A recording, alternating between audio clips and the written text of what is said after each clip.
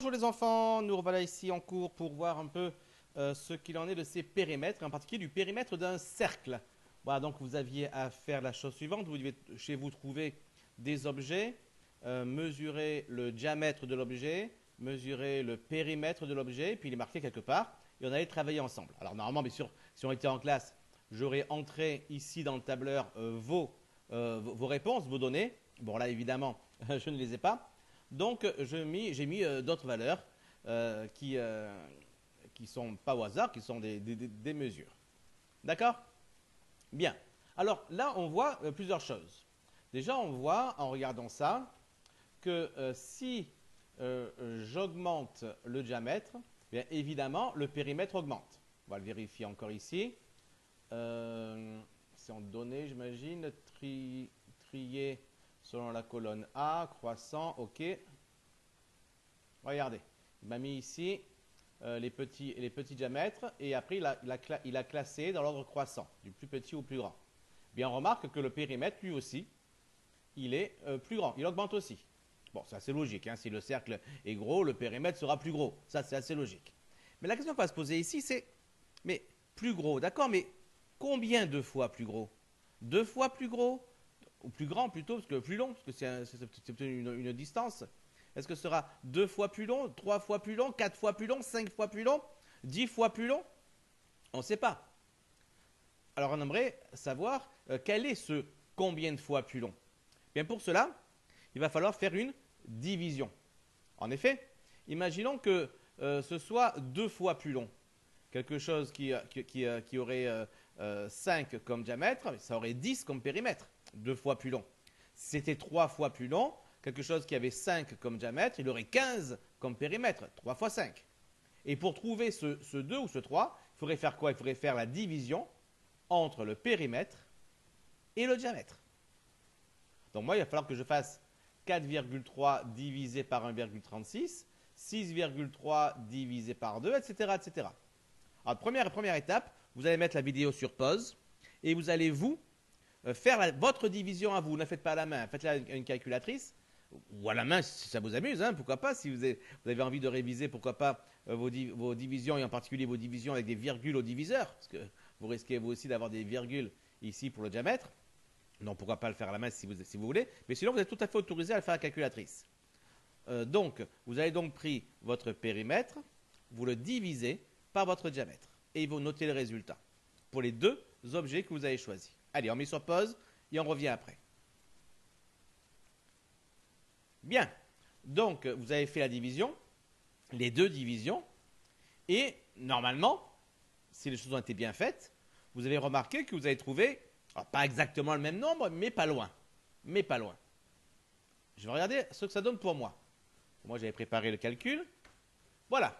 Voilà pour moi les résultats de mes divisions. 3,16, 17, etc., etc., 3,15, 3,14, 3,14, 0,99, etc., etc., etc. Les nombres ne sont pas les mêmes, mais ils ne sont pas loin. Je dirais que physiquement, c'est très proche. Est-ce que vos valeurs étaient proches de celles-là? Si oui, bravo. Sinon, pas bravo du tout. Car vous devez trouver une valeur qui serait proche de celle-là. Bien sûr, les mesures ont été difficiles à faire. Le diamètre, vous n'aviez pas vraiment le centre. Il fallait faire au jugé, à l'œil. Le périmètre, peut-être que vous n'aviez pas non plus le mètre de couturier, de couturière, on dit, qui permettait donc de faire le tour facilement. Donc, c'est pas facile. Donc, peut-être que vous aviez 3,1, 3,2, même 3, 3,3. Alors, je dirais qu'entre 3 et 3,3, c'est pas mal. Au-delà, c'est pas terrible. On retrouve donc ici un nombre qui est autour de 3,15, 3,14, 3,16 parfois, qui serait donc ce nombre de fois plus grand qu'il y a entre le périmètre et le diamètre. Alors ce nombre il est assez compliqué, on le voit ici. On ne sait même pas lequel c'est exactement parmi tout cela. Et je vous le dis, c'est aucun de ceux-là exactement d'ailleurs. Et en tout cas, il est proche de cela. Et comme ce nombre il est assez compliqué, eh bien, les anciens ont voulu lui donner un nom. D'accord? Un nom. Et comme ce nombre-là, il servait à trouver le périmètre d'un cercle, et que périmètre, ça commence par un P, eh bien, on a utilisé la lettre grecque du P, qui s'appelle le pi. Ce nombre-là, c'est pi. On obtient ainsi la chose suivante, c'est que la circonférence, P, c'est égal à pi multiplié par d. Alors seulement, pi, ça ne s'écrit pas comme ça, normalement. Pi, en grec, ça a une notation. On va donc noter à côté la notation correcte, qui est P égale pi. C'est comme ceci que se note un pi. 2 barres et une vague au-dessus. Alors parfois, on ne fait pas la barre, selon les polices d'écriture. On pourra faire 2 barres et un trait comme ceci. D'accord? Mais en général, 2 barres et une vague au-dessus. Pi multiplié par d, qui est le diamètre. D'accord? Donc lorsqu'on a un cercle ici, d'accord? Si je fais ici son diamètre, voilà, on va dire que c'est son diamètre. Du coup, on va dire que ça c'est son centre, d'accord? Et donc du coup ça c'est son diamètre d, d'accord? Cette distance là, c'est le diamètre d. Eh bien, pi, le périmètre, c'est pi multiplié par d. Mais comme vous le savez très bien, le diamètre, c'est le double du rayon. Ça veut donc dire que P, le périmètre, c'est égal à pi multiplié par 2 fois le rayon. Parce que le diamètre, c'est 2 fois le rayon, que je vais appeler R. Pi égale 2 fois R. Et comme vous savez également que les multiplications se font dans le sens que l'on veut, eh bien ceci, je peux l'écrire, P égale, le périmètre est égal à, je mets le 2 en premier, multiplié par pi, multiplié par R. Ça me fait ainsi donc deux formules, P égale pi d, pi fois d, et P égale 2 fois pi fois R. Deux formules à connaître. Alors le R, c'est quoi ici? Évidemment, c'est le rayon. Hein. R, c'est le rayon ici, que l'on a dans le cercle. D'accord? Alors, combien vaut pi? On a trouvé ici dans le tableur ici, que c'est autour de 3,14, 3,15, 3,16. Ici, eh bien, sachez que une valeur, c'est autour de 3,14. On va l'écrire avec pi à peu près égal 3,14. Pourquoi à peu près égal? Ben parce que pi n'est pas un nombre décimal. Après la virgule, ça ne s'arrête jamais. Donc on ne peut pas avoir une valeur exacte en écrivant 3, quelque chose. Ça ne s'arrêtera jamais. Donc on prendra toujours une valeur approchée, 3,14. Alors soit on est à travailler à la main, on prendra pi égale 3,14. Sinon, vos calculatrices ont une touche pi.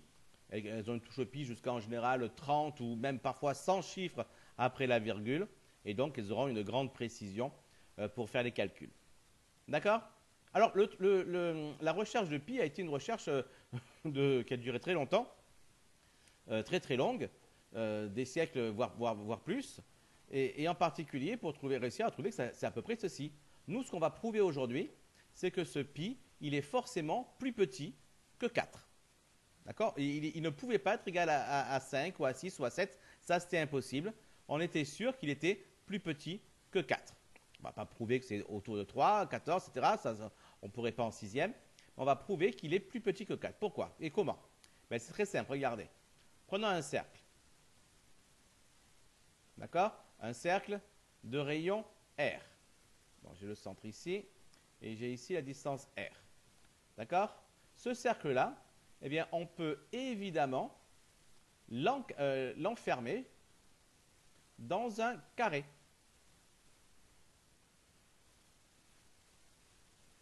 D'accord? Dans un carré. Combien vaut le côté du carré? Bien, regardez, puisque j'ai R ici, j'ai encore R ici, en fait, c'est le diamètre ici. Ici, le côté du carré, il vaut le diamètre, il vaut 2 fois R. D'accord? Donc, quel est le périmètre du carré? Je vais le noter ici. On a périmètre du carré. C'est quoi le périmètre du carré? Bien, on le sait, c'est 4 fois le côté. D'accord? C'est 4 fois le côté. Le côté, c'est quoi? C'est 2 fois R. Que je peux écrire, je ne vais pas calculer 4 fois 2 égale 8, je vais l'écrire 2 fois 4 fois R. D'accord? Comme ici, je remets le 2 en premier.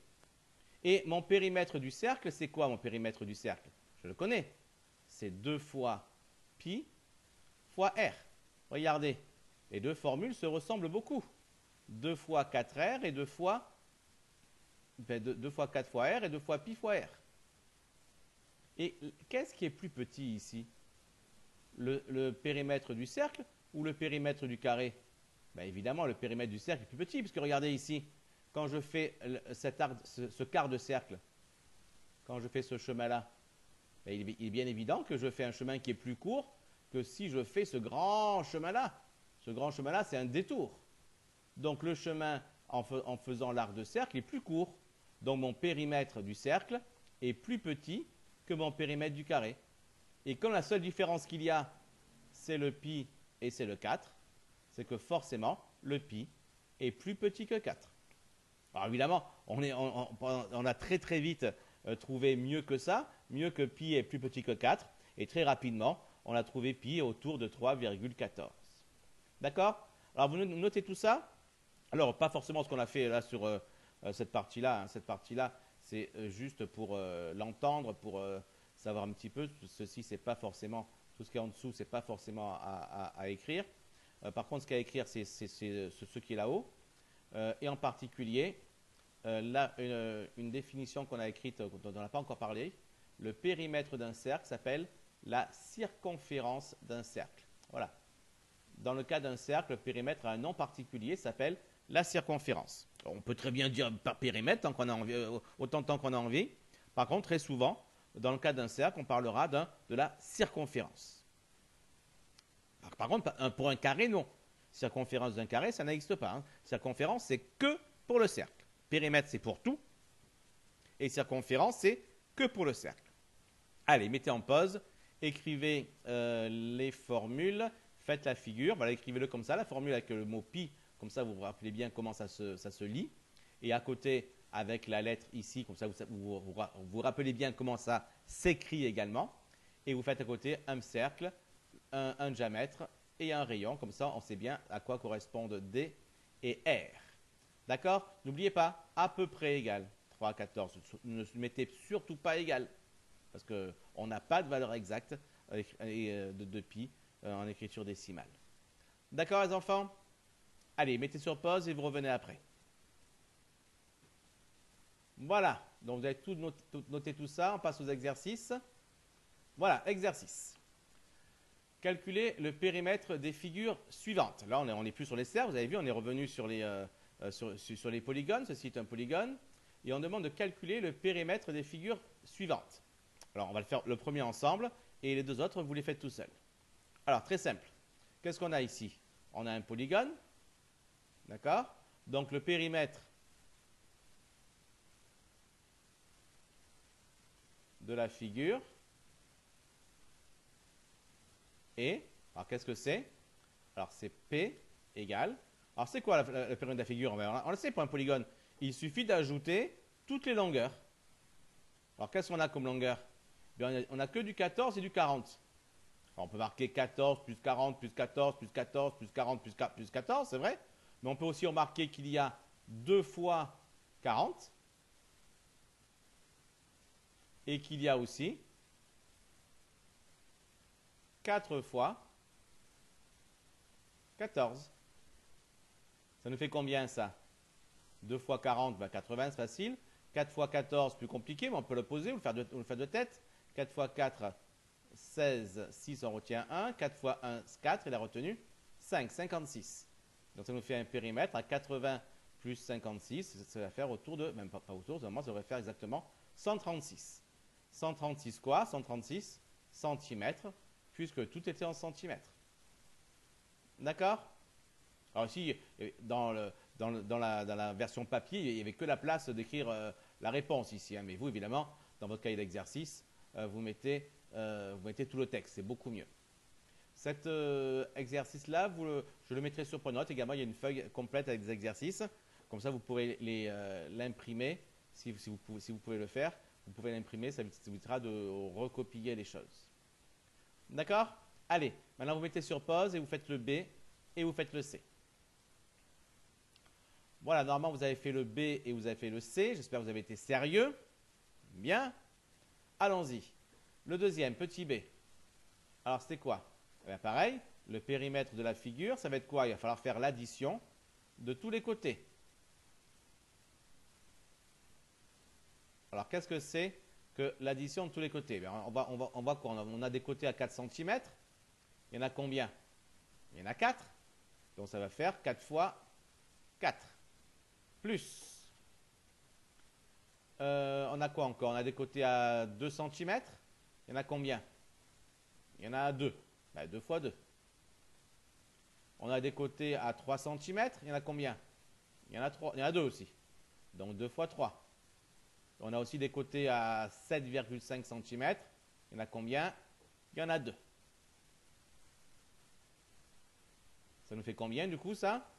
4 fois 4 ça fait 16. 2 fois 2 ça fait 4. 2 fois 3 ça fait 6. Et 2 fois 7,5 ça fait 15. On n'a plus qu'à faire cette addition-là. Alors 6 et 4 ça fait 10.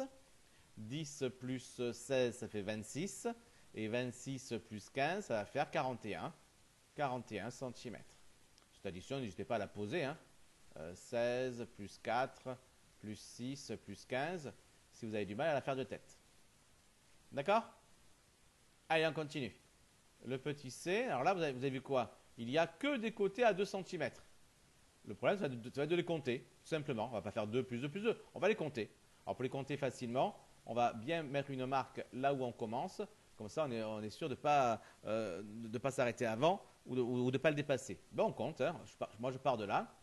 1, 2, 3, 4, 5, 6, 7, 8, 9, 10, 11, 12, 13, 14, 15, 16, 17, 18, 19, 20, 21, 22, 23, 24, 25, 26, 27, 28, 29, 30, 31, 32, 33, 34, 35, 36, 37, 38, 39, 40, 41, 42, 43, 44, 45, 46, 47, 48, 49, 50, 51, 52.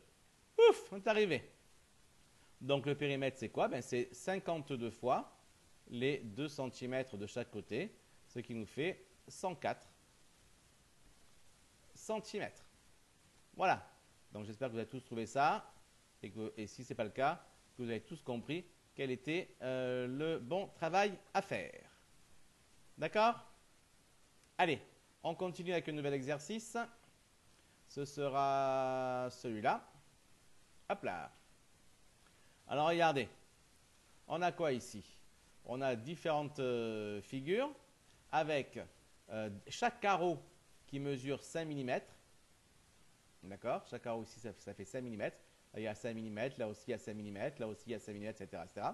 Et chaque diagonale, ici, une diagonale c'est ça, ça fait environ 7 mm.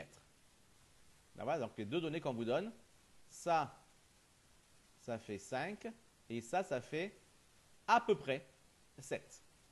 D'accord? Et on vous demande de calculer donc le périmètre des figures suivantes, donc de chacune des figures. Alors, on va faire le A ensemble et vous serez amené à faire les autres par vous-même. Alors, le périmètre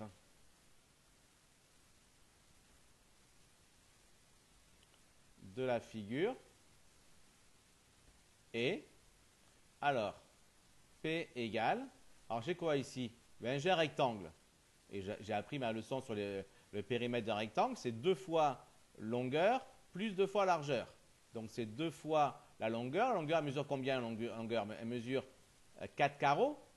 D'accord? Chaque carreau faisant 5 mm, ça me fait 5, 10, 15, 20. Donc ça me fait 20 mm. Plus 2 fois la largeur. La largeur ici c'est 5, 10, 15. Ce qui me fait donc 40 plus 30. Ce qui me fait un périmètre à 70. 70 quoi? On peut tout avoir en millimètres. On continue. 70 millimètres. D'accord? Eh bien, c'est parfait. C'est bien compris pour tout le monde. C'est impeccable. Je vous laisse donc eh bien, continuer l'exercice. Le B, le C, le D, le E, le F et le G. Et on se retrouve la prochaine fois pour la correction. Allez, bonne journée à tous les enfants. À bientôt.